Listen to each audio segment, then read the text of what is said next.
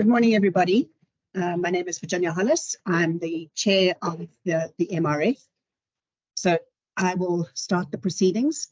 Welcome to the latest MAPS webinar. We're all really excited about the data that we will be presenting to you today. Before we start the presentation, I want to quickly talk about where MAPS fits into the bigger scheme of things.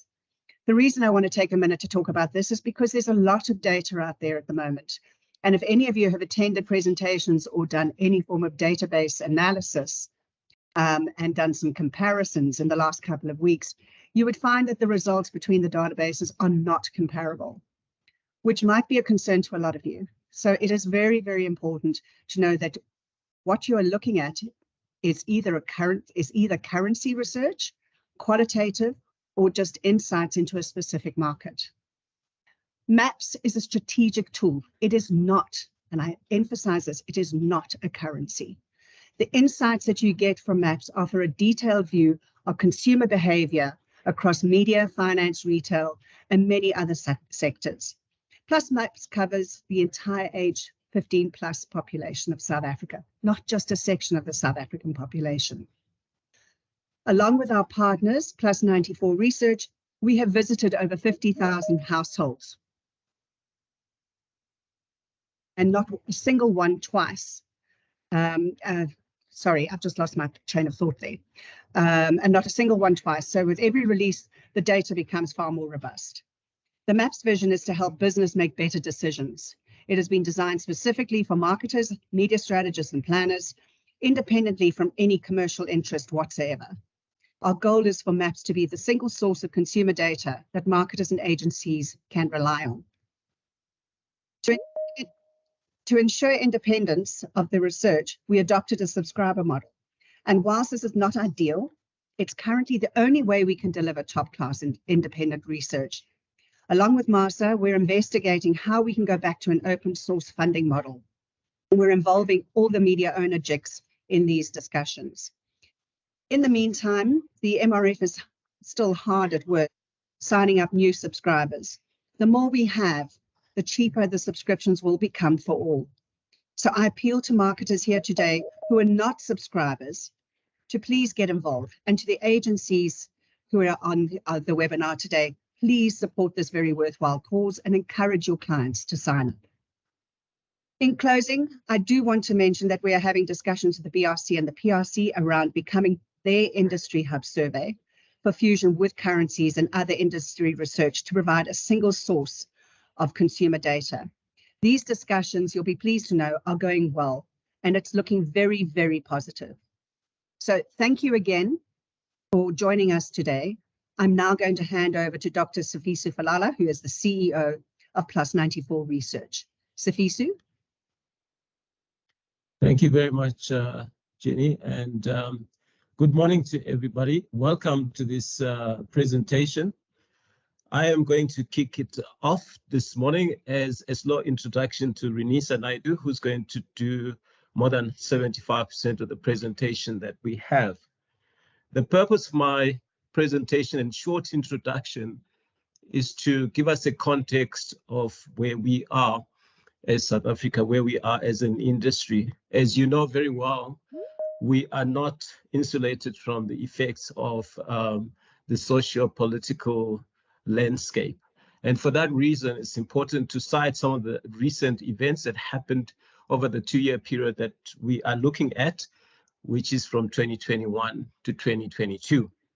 The one that stands out in 2021 would be the riots that happened in July.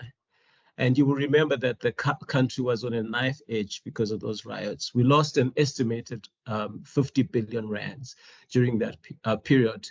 And worse still, over 340 lives were lost. Luckily, the events seemed to subside and business was able to pull itself together. But some businesses, unfortunately, closed down permanently as a result of the riots. The period in question made a mark in the sense that it was the beginning of the end for COVID-19. And the World Health Organization made an announcement to the effect that the end of the pandemic was in sight. And many South Africans were relieved because the country experienced what potentially was the worst levels of lockdown throughout the world. And you remember this time certainly not because of your masks that you still have, but because of those family meetings every evening that were at 8 o'clock, sometimes for 9 o'clock, sometimes for 9:30. And you'll also remember the places that you couldn't go and the things that you couldn't do. This is only just about 2 years ago. Luckily, we have managed to escape that, and we were using terms like the new normal. I suppose now we are back to the normal, as opposed to the new normal that we didn't like so much. Something else that happened during this time, which is very significant, was the rise in inflation. The country and the National Cabinet Command for National Command, my excuse, I'm sorry about that, decided that there would be a 350 Rand per month paid to each person that was disadvantaged in order to help them along in meeting the rising costs of goods and services. And the reason why the cost of living was rising, of course, supply was constrained. Of course, businesses were also on the back foot, and government did a lot, but that served to fuel inflation. So COVID-19 had a negative effect on the economy.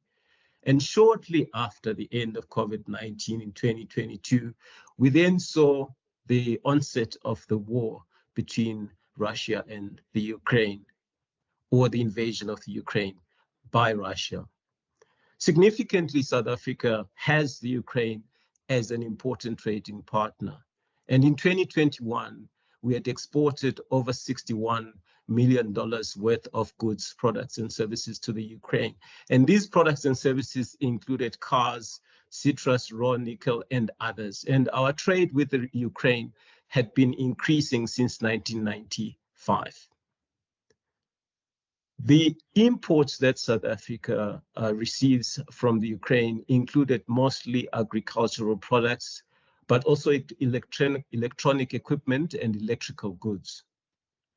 As a result of the onset of this war, the country is faced with a situation whereby the economic pressure on citizens is much greater than it was prior to the COVID-19 pandemic.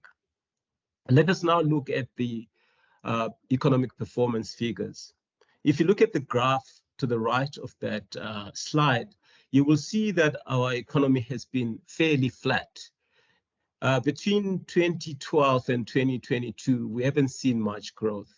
As a matter of fact, if we go back to 2019 and look at the GDP for 2022, there's hardly a difference. And what this has done, it has served to increase the cost of living, which increased by nearly 1,000 Rand, from 4,000 Rand to just under 5,000 Rand for a basket of goods for the average South African. And hence, we see there's a lot of unrest in the country because people are no longer able to afford what they were able to afford previously. The unemployment figures continue to be high.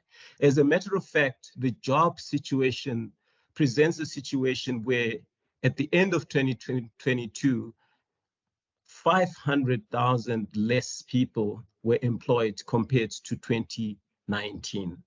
So while there was an improvement in the fourth quarter of 2022, this is off a very low base. And we started experiencing the highest ever levels of load shedding compared to the past and even compared to 2007. And this made the situation worse for businesses and made the situation worse for consumers. These are significant factors that have an impact on consumption, have an impact also on behavior. Perhaps to touch on the not so gloomy news, some of the good things that happened over this time, digital payments saw an increase of over 50%. The contactless payments increased quite significantly because of the COVID-19 pandemic and the need to avoid cash. As an indirect result of this situation, we see South Africa being one of those countries with a very sophisticated system of making payments. Another positive that was noted over the period between 2021 and 2022 was the increase in the number of domestic trips, but also the increase in the number of international trips. Because of being locked down, many South Africans wanted to be out there, to go to other provinces, to go out to the beach and to relax. Despite the fact that load shedding, as earlier mentioned, had intensified, streaming services continued to grow. This was a boom period for the likes of Showmax, for the likes of Netflix, Amazon Prime, and such services. And this served to make our consumption habits and our consumption patterns slightly different to what they were prior to the onset of the lockdown. And the best day in 2022 was April the 4th, which was Freedom Day. After 750 days of lockdown, we saw an end to the lockdown. Yes, we are faced with these challenges that I thought I'd mention. They do put a context to the results that you're going to see, so that we are well grounded before we see the results. As part of the aims that MAPS as a service to you has, we aim to show you also some future trends, and I'll quickly, in the short time that is available, highlight some of the main ones that are already here in South Africa. So if you'll bear with me, I need to highlight some of the things that will have an impact on the results that you are going to see. And one of those things is the rise of video content over the period of the past 2 to 3 years. Video has always been exhilarating by its own nature. By definition, it's a lot more engaging than audio alone, or print, or just reading. For that reason, we've seen the growth of channels such as TikTok, YouTube, and others that are video-based. Over the period, we've seen an increase from 53% to 61% in the use of social media over the past 4 weeks. The figures on the graph to the right show you the proportions to which the different services are utilized. WhatsApp, unsurprisingly, is very high at 52%, Facebook not too far behind, and YouTube also at 19%, slightly higher than Instagram. TikTok, being the new kid on the block relatively, has done very well to be where it is. Over the same period, we've seen the rise of OTT, and with it, the decline in linear television. And in South Africa, some of the data bouquet prices and some of the fiber prices are starting to come down. And with that, we are seeing greater affordability and the wider availability of smartphones, and also greater access to the internet, and therefore access to these types of services. There is a shift that is happening in South Africa right now and throughout the world in terms of being more engaged and being more involved and spending a lot more time. And as I will show you a little bit later, we spend a lot more time on the internet than the rest of the world. Facebook, YouTube, TikTok, and Instagram continue to lead the way, and they take a lot of the market share in terms of the advertising spend in that space. What we're showing now is the spend on advertising by the world and also by South Africa. We compare quite well, I would say, given the size of the country and the size of the market, where the world spends $793 billion on advertising, we spend 1.87 billion. Where the year-on-year change was 5.1%, our change was plus 2.8%. That's from 2021 to 2022. So we still grew, but not as much as the rest of the world. If you look at digital ad spend, which is quite relevant in the context of some of the digital changes that we are experiencing throughout the industry, our spend is $628 million. It is, by comparison, 10.6% higher than the previous year. whereas the rest of the world grew by 15.2%. Overall, the sum total of that is that our digital ad spend is 33.7% of total ad spend, compared to the 84% that is worldwide digital ad spend. There are reasons for that. Our internet penetration and the quality and the speed of cell phones and other devices isn't at the same as that for the rest of the world. Potential audiences that you can reach with your communication. On Facebook, you could reach 24.56 million people, with TikTok and YouTube about 10 million people. And then with Instagram, Messenger, and Twitter, you will get just under 5 million people. So that gives you a sense of where that is going. Something else that is big and is going to continue to increase, I'll show some of the figures, and is already here in South Africa, is social commerce, which is a confluence between social media and e-commerce. What happens is that you now find that Facebook, Instagram, WeChat, and other social media platforms embedding themselves on e-commerce platforms or vice versa. So you are able to socialize on social commerce structures, but at the same time be able to purchase goods and services. The total market size is forecast to reach $604 billion by 2027, which is a huge market. The influencer marketing side is also highly significant. As we know, influencers are trusted, at times more than adverts are trusted, because they are seen as these heroes and heroines. The total market size in 2020 was estimated at about $8 billion worldwide. What is also significant on these social media platforms is the user-generated content, which includes reviews, ratings, and product recommendations. And what we find, once again, is that there are lots of purchases that are driven by these ratings and these reviews. As far as these social commerce trends are concerned in Africa, we are already seeing an upsurge that is unprecedented in Kenya, in Nigeria, and South Africa. And the social media platforms that stand to gain the most would include Facebook, Instagram, and WhatsApp. In Nigeria, they have local startups that include Jumia and Konga. In South Africa, you'd be familiar with the business Takealot. That is an e-commerce business, and the numbers for Takealot are simply stunning. You look at a year such as, for instance, 2014, you'd see numbers like 6.6 billion. By the time you get to 2021, you're looking at turnover that is in excess of 16 billion. So the growth of this sector is certainly unprecedented, and they continue to grow on an annualized basis, having purchased 100% of the shares of Superbalist.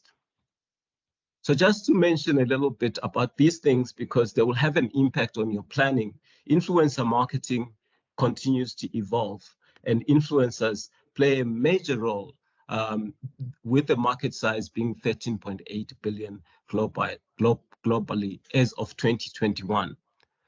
Social media users overall are 4.8 billion. Instagram continues to dominate, certainly in terms of the quality and the associated market that uses Instagram. YouTube is reaching about 2.1, the estimate is 2 billion logged on users per month. Influencers earn a lot of money. The big ones like Kylie Jenner would earn upwards of $1 million per post. And then there are others like Dwayne Johnson, then there are others like Kim Kardashian, Cristiano Ronaldo, and many others. You have different categories also of influencers that you can turn to for your product. You have the macro ones, the bigger ones, the celebrity ones, normally with over 100,000 followers. And then you've got others with less than 10,000 followers, however, reaching more specific niche markets. For example, an astronaut may not have as many followers as a celebrity, but the people that follow the astronaut may be of a different market segment that has higher affordability levels. And it has been said through research that social media marketing and social media interactions are more rewarding than standard advertising. For it is John Wanamaker that said, 50% of my advertising does not work. I just do not know which 50%. But with social media tracking, you are able to see the levels of engagement and which adverts are actually in campaigns, which campaigns and adverts are receiving the greatest attention from your audiences. There is very stunning, one of the influencers there, Kim Kardashian. Everything she does seems to turn into magic, and she has a few wise words for us there. And one of the other trends that are very important is augmented reality.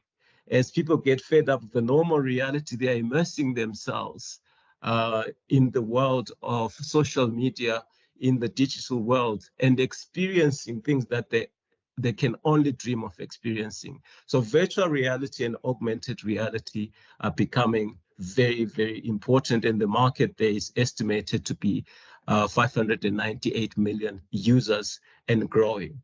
The value of the total market is estimated to rise to $72.7 billion by 2024. So these are the things to look out for in terms of enhancing customer experiences. What we are seeing is a move away from broadcasting to narrowcasting to micro-focusing and to self-broadcasting, where individuals become an audience for other consumers as well, but they're also producing content at the same time. So the market has vastly changed.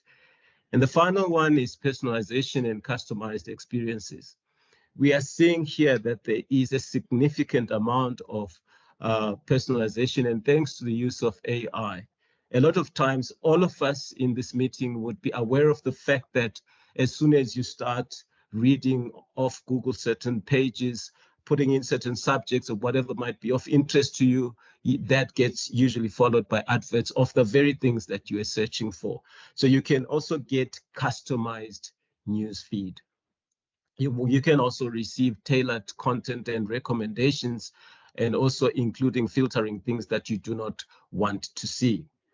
Of course, also on our social media pages, on your WhatsApp, you're able to put in a profile picture, at the same time, even a status, and declare to the rest of the world how you feel at that particular point in time. So customization seems to be the way, and social media is becoming addictive because of its ability to actually read and have a segment of one instead of having 10 segments for the rest of the world. Just an overview in terms of our internet usage. We spend on average 9 hours, almost 10 hours per day, compared to 6.6 hours in the rest of the world. Watching TV, we spend about 1 more hour. Social media, we are also quite active. So you can see that Africa and South Africa were a prime and ripe market for digital marketing. And as the costs for data and the costs for fiber become lower, we will see a rise in advertising spend and in engagement and in the use of things like virtual reality and augmented reality. The last one, if I can just throw in Johannes AI voice cloning. And the reason why I threw this one in is because there was an article 2 days ago on beastech.co.za which was warning us not to send voice notes, because if you send a voice note, it could be cloned. And you could find yourself saying things you didn't say to your family, to your boss, to your bank, and maybe even to your I'd like to, if I get an opportunity a little bit later, to demonstrate very, very quickly what AI voice cloning looks like. The last slide before I get there would be some of the media trends in 2022. The car purchases went down by 5%. but the EV market went up. Some of the vehicles that we produce where we saw an increase include the BMW i3, the Jaguar F-Pace, the Nissan Leaf, and others. We're actually quite a lucky country to export so many different vehicle brands, including Mercedes-Benz and Ford Ranger and others. So our productive sector is still doing quite well and able to export some of those more sophisticated types of products. Streaming increased by 35%, and on average, it is estimated that consumers spend about 2.5 hours are streaming and watching content from streaming services. Population movement is expected, a net migration of 2.5% into the major metropolitan areas, specifically the Western Cape and Gauteng, and they continue to be dominant powerhouses in terms of consumption and trend setting in South Africa. Household spending increased by a mere 1.2% because of the aforementioned constraining factors. But most of the spending was limited to essential goods, with 60% of the money being spent on essential goods. Digital advertising saw an increase, and social media advertising increased by 15%. The economy has stated we haven't seen much growth, but inflation rose to 5.8% official inflation, and unemployment we saw that was set to decline, but it still remains very, very high. An interesting piece of news is the use of environmentally friendly products. We saw a 30% increase. And when you listen to those that are overseas, particularly in the United States, they can see and they can feel the effects of climate change on a daily basis. So it's something that, you know, our businesses, we also need to take into account. Media consumption, we mentioned earlier the decline by about 10% of linear television and broadcasting, but the upswing in terms of the streaming services like Showmax and Netflix. So that concludes the end of my presentation. I thought I'd show you just what the voice cloning does. And the reason for that is because it will affect you when you buy or purchase services, for example, from voice artists, because you can now clone a voice artist and then the rest of the time you probably just pay them a royalty. So the first one that I did here is I used a cloned voice of Barack Obama. So it's not actually Barack Obama, it's AI sounding like Barack Obama. And he is delivering an apology to the farmers. So I'll play. I want to apologize for my irresponsible behavior in singing Kill the Farmer. It is not becoming of a person that wants to be president. I want to lead all persons, including farmers. I love farmers. The food we eat is from the farms. From the depths of my heart, I'm sorry, farmers, and all South Africans that I offended. Well, I hope you heard that. Johan, was that audible? That was great. Thanks, Sifiso. I'd like us to conclude and hand over to Renisa for the sake of time, please, if you don't mind. Yes, so I'll conclude with the last one, which is equally short. It's an advert which is a clone of Snoop Dogg selling pan-fried salad. Introducing pan-fried salad. Who said that salad should taste like you're eating your garden? Have a time of your life with our chili pan-fried salad.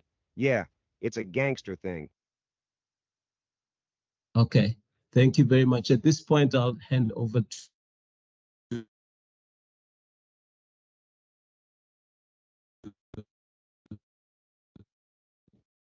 Renisa. Thank you so much, Dr. Falala. Good morning, everyone. Would you just let me know if you can see my screen?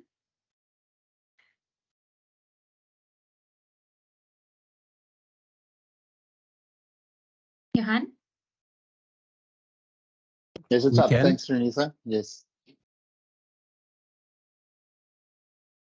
Okay, great.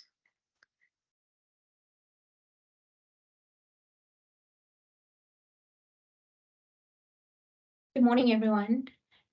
My name is Renisa Naidu, and welcome to today's presentation. Today, we gather here to delve into a captivating exploration of media and product usage trends that have shaped our lives over the past 2 calendar years. That is 2021 and 2022. Through meticulous research, comprehensive surveys, and the analysis of vast data sets, we have endeavored to uncover patterns, preferences, and underlying drivers that have been. Today, we stand at the threshold of unveiling valuable insights that can help us navigate the ever-evolving landscape of media and product usage. As I walk you through the data, we will uncover fascinating shifts in consumer behavior, key turning points, and the emergence of new opportunities and challenges.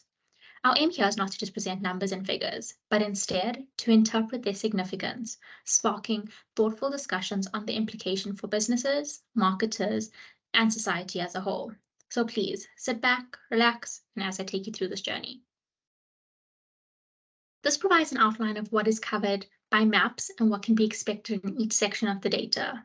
MAPS is an ever-evolving survey, and this covers some of the categories and what can be expected in today's presentation. We do look at life stages and lifestyle, financials. We look at media consumption, specifically TV, radio, print, cinema, outdoor advertising, social media.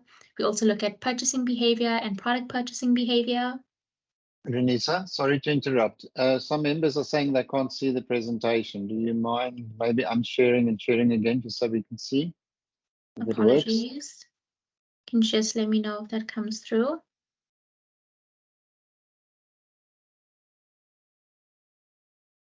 I can see it now. Can everyone else see it?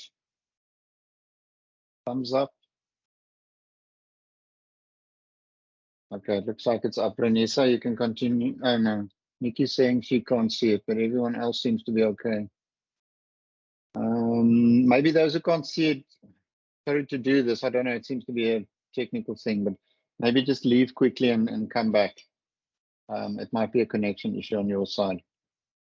Some can see, some can't see.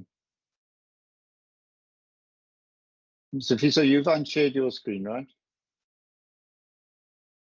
Yes, I have.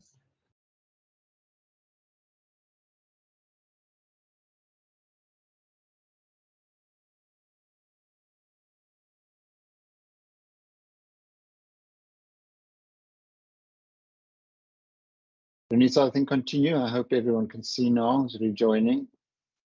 Okay, great. So within our survey, there are a total of 700 questions and 3,350 brands. I'm going to move on to our fieldwork landscape. The MAPS study utilizes two essential data collection instruments. We have face-to-face questionnaires and leave-behind diaries. This is both paper and online.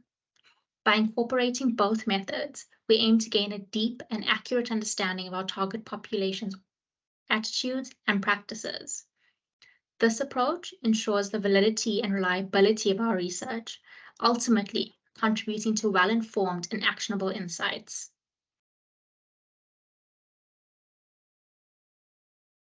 I just want to give you a quick overview of MAPS. The research universe includes respondents who are over the age of 15.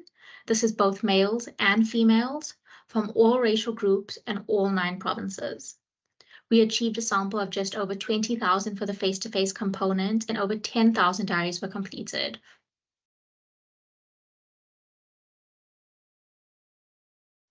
The sampling process involves using enumerator areas, or known as EAs, as the unit for data collection. An independent and representative sample of EAs is randomly chosen for each data collection period. The selected EAs are weighted to the population, and GIS mapping is used to validate them upfront. Here we see a geographical representation of all the points that we visited in the data collection process of MAPS. Within MAPS, there are 3 forms of backchecking that take place. We have recording, telephonic, and physical. By incorporating these 3 types of backchecks, the research team aims to ensure the reliability and quality of the data collected through the MAPS study. A trend analysis is done per interviewer. This provides a form of data accuracy and quality control in the interview process. GIS is utilized in several ways in MAPS. The sampling is selected on EA level. These EAs are checked to ensure they are residential or have homes. Once the fieldwork has been completed, it is checked again within GIS to ensure the visiting points are allocated within the EAs. Once the data has been collected and processed, logic checks are run to identify anomalies. For our data preparation and release process, this process is ongoing throughout the 12 months of the year. Datasets are released on a quarterly basis as a 12-month rolling sample, where the oldest quarter data is dropped and the newest quarter is added to the rolling sample. It starts with interviews. These are back-checked. The Q&As are collated, matching with the face-to-face with the leave behind. Then external data is used for validation of the dataset. Weighting is done under the guidance of its auditors. The dataset then goes through a scrutiny process where individuals from the marketing and agency industries check the data. Plus 94 correct any irregularities which may be found. And final datasets are sent to the Software Bureau where they are coded and loaded, and then the data is released to its users. This process is repeated each quarterly release. In August and September, we had our first 12-month data set, which was audited by an international auditing company, 3M3A. All internal systems and checks were audited, as well as the stability of the data. We're going to move on to our demographics. The slide speaks to the provincial and area distribution. The data is weighted to the population based on the Stats SA mid-year population update. The demographic of respondents show that there's a significant proportion of them that are younger than 45, with the average age being 38 for both calendar years. Regarding personal income, a considerable number of respondents claim to earn less than 10,000 Rand per month, with the average personal income calculated at under 5,000 Rand. This trend was also reflected in household income, with a large proportion of respondents reporting a total household income of less than 20,000 Rand, the average household income being just under 12,000 Rand. Comparing the data between 2022 and 2021, there's a notable decrease in both the average personal and household incomes. This decrease may be attributed to economic factors such as increased interest rates and other financial pressures, which impact budgets and spending. Furthermore, we found that a large percentage of our respondent base had completed some or all of their high schooling, with a small percentage opting to study further. Some of our respondents have dependents. The graph presents a look at the age of respondents who own children and the age of respondents who do not have their own children. This just summarizes the population, which is broken down into age, area, race, LSM, and monthly household income. Most of the distribution comes from the metro area, with a slight increase in the rural and a decrease in the urban. Majority of the distribution earn less than 12,000 Rand, with a small percentage earn more than 40,000 Rand. The MAPS data covers the following in regards to segmentation. We have LSM segmentation levels 1 to 10, SEM segmentation levels 1 to 10, self-perceptions of the consumer, demographics, as well as income, amongst other things. Here we look at our segmentation shifts, which focus on LSM and life stages. Majority of people belong to LSM 6 and above and are either young singles or from single parent families. As mentioned before, there are intense pressures that have resulted due to COVID, and this has had a direct impact on the economic landscape within the country. Before I move into the data set, I want to look at an important feature of MAPS is that the data is dealt with on a quarterly basis. On the left, we have our year-on-year comparisons, and on the right, it focuses on our quarterly tracking figures. I just want to draw us back to our data and our economic landscape. There have been tremendous pressures on the consumer, and resultantly, this has had an impact on monthly expenses and savings. We can see here that there were drops in the savings landscape. In 2021, there was an overall of 11.1 million people reporting that they invested or saved money compared to 2022, whereby only 8.07 million were able to.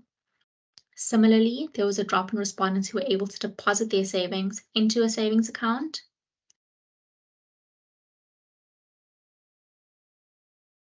There was a slight increase in the number of respondents who were able to invest.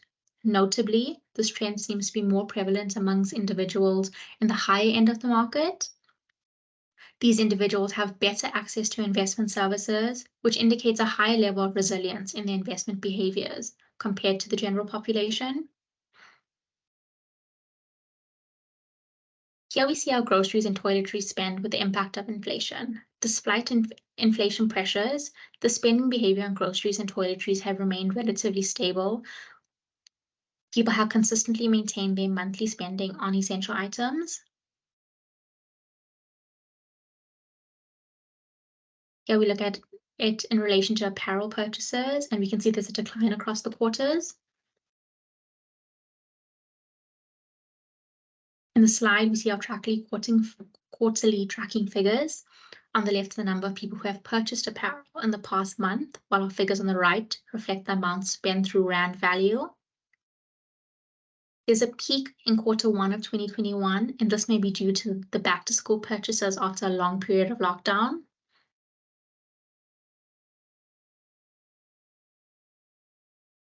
Within this slide, we can see it broken down into clothing and shoes and whether it was bought for men, women, or children. One can recognize there's a decline across the board.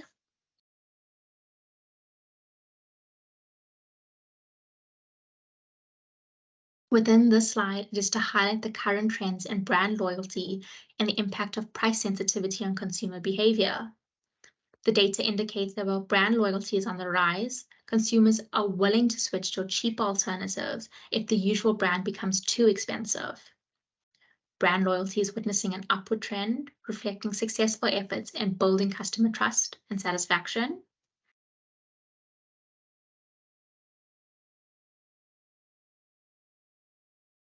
We're going to move on to our media landscape. This section of the data covers various mediums. We look at print media, television, radio, online, cinema, out of home. It's important to remember that the effects that load shedding has on various media consumption. The slide represents a cumulative effect over a year of load shedding.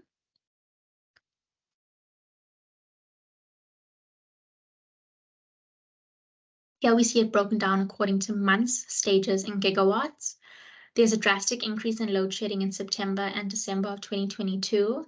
This tends to have an impact on our media consumption.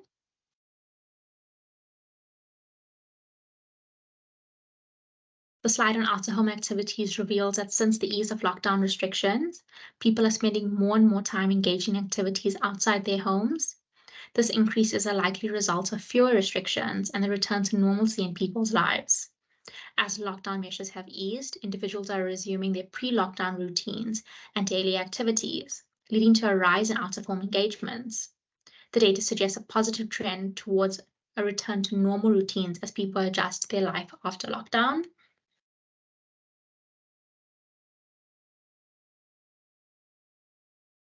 The slide represents the amount of hours spent on social media, playing computer games, and surfing the internet. This confirms that people are spending more and more time on online activities.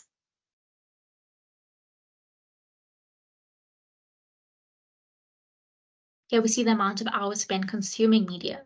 Due to reducing the available time for watching television caused by events like load shedding and work commitments, considering people are no longer working from home, there has been a decrease in the number of people watching TV. However, the remaining viewers are more loyal and spend more time watching TV to make the most of the limited time available. One of the interesting trends is that this is leading to a smaller yet dedicated group of viewers and listeners.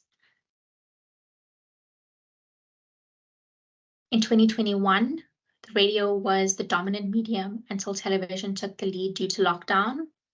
However, as the pandemic subsided, television viewership declined, partly due to the increased load of load shedding.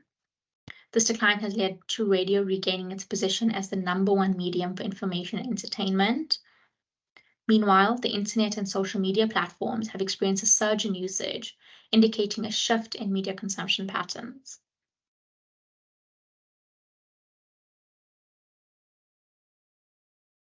Satellite services are declining, while on-demand streaming is on the rise in the television industry.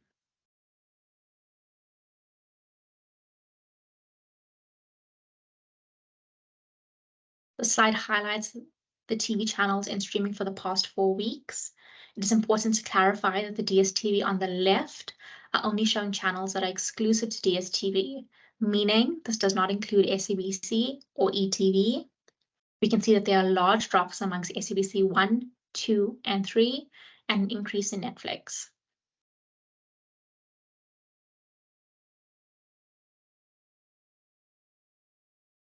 There has been a decrease in the amount of people that have watched TV at home from 2021 to 2022. It was observed that people commonly engage in secondary activities while watching TV and listening to radio. The most prevalent secondary activity in relation to watching TV during these periods was the use of social media, both in 2021 and 2022.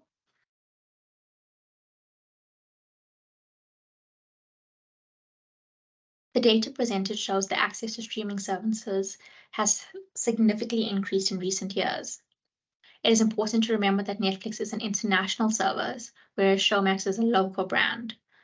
Despite this, both services are competing in the streaming market. The comparison between the population penetration between Netflix and Showmax are based on demographics. It indicates that Netflix enjoys a large viewership across all segments. However, an interesting observation in rural areas where Showmax experienced a slight increase of 1% over Netflix.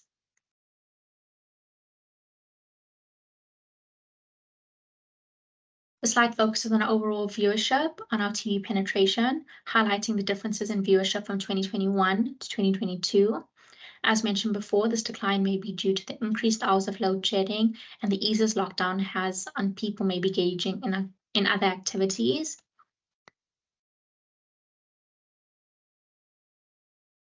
Now we draw our attention to the trended radio, and we can see there's a decline in radio listenership in 2022.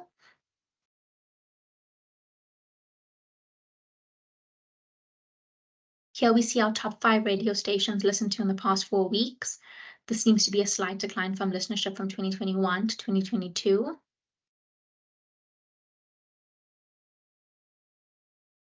As mentioned before, it is observed that people commonly engage in secondary activities while listening to the radio. The most prevalent secondary activity during this period was the use of social media.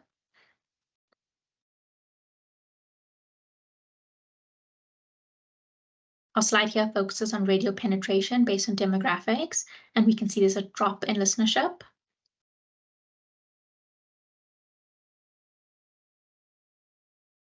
Our out-of-home advertising is relatively dropping.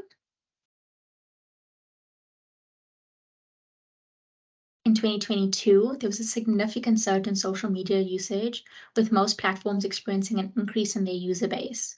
However, one platform that stood out was TikTok, which witnessed an extraordinary growth rate, nearly doubling its user numbers. This rapid expansion solidifies TikTok's position as one of the fastest growing social media platforms during this period. As mentioned, TikTok has witnessed exponential growth, surpassing the platform Instagram in terms of user rates. While Instagram initially held higher user rates, TikTok's popularity has skyrocketed, and it has experienced significant increases in all users.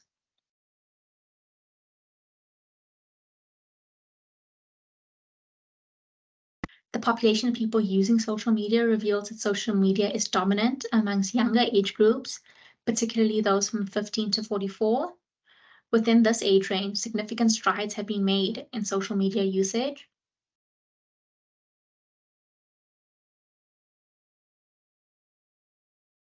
We see the active internet users for the past 4 weeks in the audience profiles. There's significant usage for engaging in social media, internet banking, and search activities. Within our profiles, large user bases have smartphones, are mobile data users, and are generally millennials.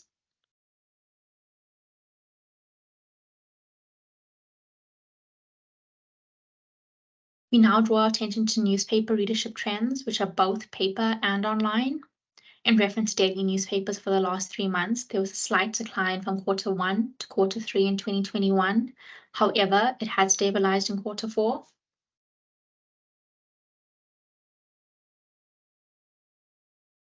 The weekly and weekend newspaper trends are relatively stable. There was a slight drop in Q1 2021 to Q3 2021.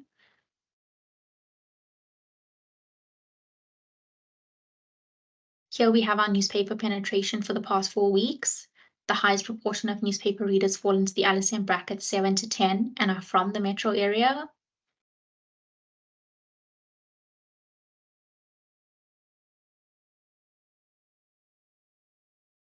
We're going to look at magazine readership trends. During the coverage period, several publications experienced an unstable and turbulent time due to the impact of COVID-19 and associated restrictions. Some magazines were pulled off the shelves temporarily, while others had changes in their publication frequency. Weekly magazines, for example, might have returned as monthlies before eventually resuming their weekly schedule. The data for 2021 shows fluctuations and turbulence in publication frequency from quarter to quarter. However, as of the latest data, they seem to be retaining stability in the magazine industry. The situation is being closely monitored to determine if this trend continues in the future.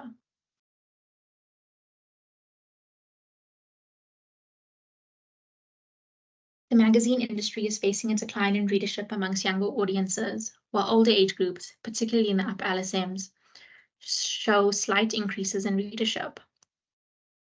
Magazines are struggling to retain younger readers, but they have managed to maintain stable readerships amongst older age groups. A notable surge in magazine penetration has been observed in metro areas amongst white, colored, and Indian audiences, particularly in the upper LSMs. These trends indicate both challenges and opportunities for the magazine industry to adapt and cater to changing audiences' preferences and demographics.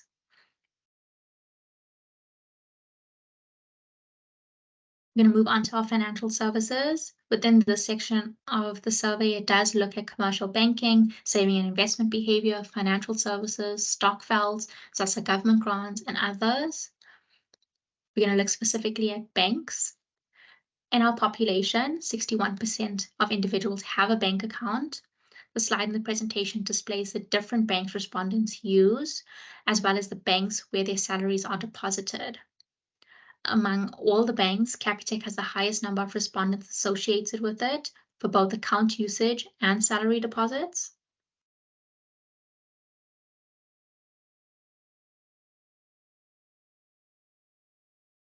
In our analysis of long-term insurance and how people allocate their money, we observed a slight decline in the uptake of life cover policies. This decrease could be attributed to economic pressures. However, all other categories of long-term insurance showed relatively stable trends during the same period. In 2022, there was a notable increase in the number of individuals who have medical aid. Discovery remained the most popular.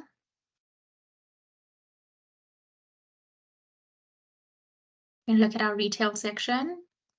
We do look at household purchasing behavior, products and brands, fast food purchasing behavior. We also measure brand categories such as baby items, healthcare, personal care, household supplies, paper items, snacks and sweets, beverages, pets. The trends in product usage show that in 2022, there was an overall decline in the usage of hairstyling products and hair colorant. Despite the drop, the overall picture is relatively stable. Similar trends were picked up for the usage of hand and body soap and body wash and shower gel.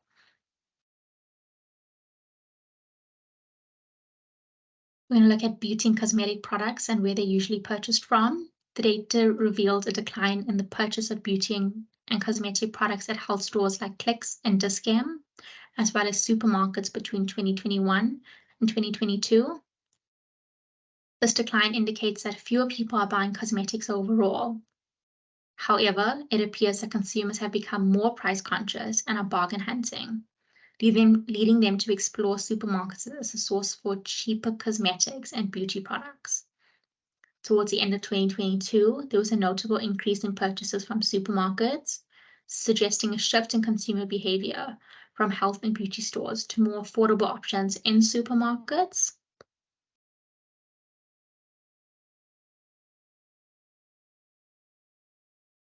However, there was a notable increase in buying these products from specialist stores like Edgar's and Truworths. The rise in sales in specialist stores may be attributed to the availability of purchasing items on account. This offers customers more flexible payment options.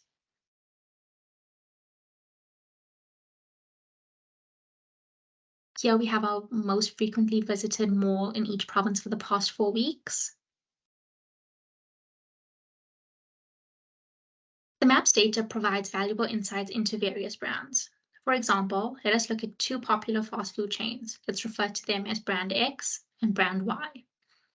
The data highlights the comparative strengths of 2 brands. Brand X has significant proportions of customers from the middle to lower bracket, while brand Y's largest customer base belongs to middle to high income segment. This information indicates that brand X is more popular among consumers with lower incomes, while brand Y is preferred with those of higher incomes. Understanding these customer demographics can help both brands tailor their marketing strategies and offer to better cater to their respective target audiences. That concludes our presentation on the data found in MAPS. However, we want to highlight one of the additional features of MAPS, which is GeoMaps.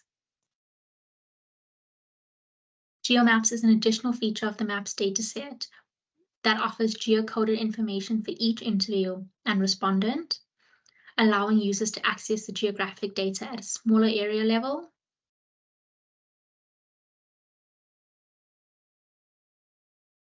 This enables a different approach to analyzing the data by utilizing GIS capabilities. AfricaScope, our partner that provides these GIS capabilities, along with various layers of data for mapping attributes, demographics, and variables from the MAPS data. With GeoMaps, users can visualize and analyze data in a spatial context, allowing them to map characteristics or demographics of their target audiences in specific areas. They can also layer this information with other spatial data, such as the catchment area for a fast food outlet, or a mall, or the footprint of a radio station. This capability provides valuable strategic insight for decision-making, whether it is determining the best location for the new outlet or assessing the potential market in specific neighborhoods. This can be immensely valuable for businesses, researchers, and organizations seeking to optimize their operations and strategies. In closing, our slides have provided a glimpse into the South African economy and the impact on consumers' lives. The standard of living that was enjoyed until 2022 is becoming increasingly difficult to maintain, leading many individuals into hardship. Economic pressures have forced people to make cutbacks in their spending, even on basic necessities, as prices continue to rise. This economic reality is affecting both retailers and manufacturers. In the volatile economic environment, there are significant shifts in consumer behavior, including cost-cutting measures and changes in spending habits. Basic necessities are becoming more and more expensive, prompting consumers to either reduce costs or forgo certain products. To navigate these changes, businesses can rely on the MAPS tracking study, which offers valuable insights into consumer behavior over time. The study is crucial for understanding and adapting to the shifts in the market, enabling retailers and manufacturers to make informed decisions and effectively respond to the changing consumer landscape. If you are looking for more information, please do not hesitate to contact the MRF or visit their website. This brings us to the end of our presentation. Thank you so much for your time, and I'm going to hand back to Johan.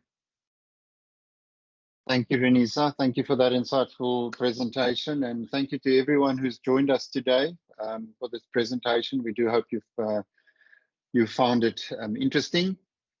Please remember you can access the presentation at our website, mrfsa.org.za. A link has been posted in the chat.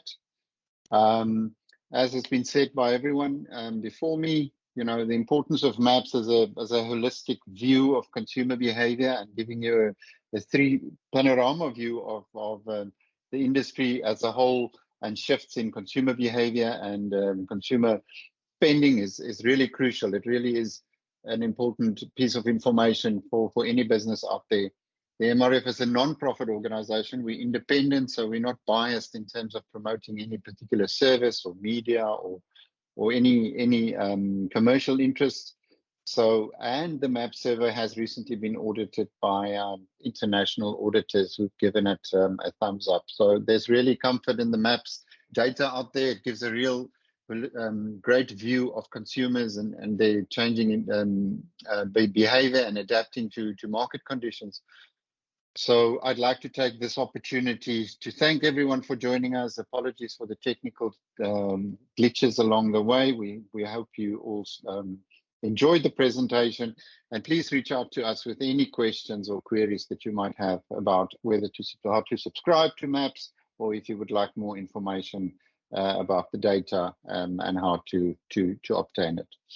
Thank you very much to everyone. Have a great day and enjoy the rest of your week.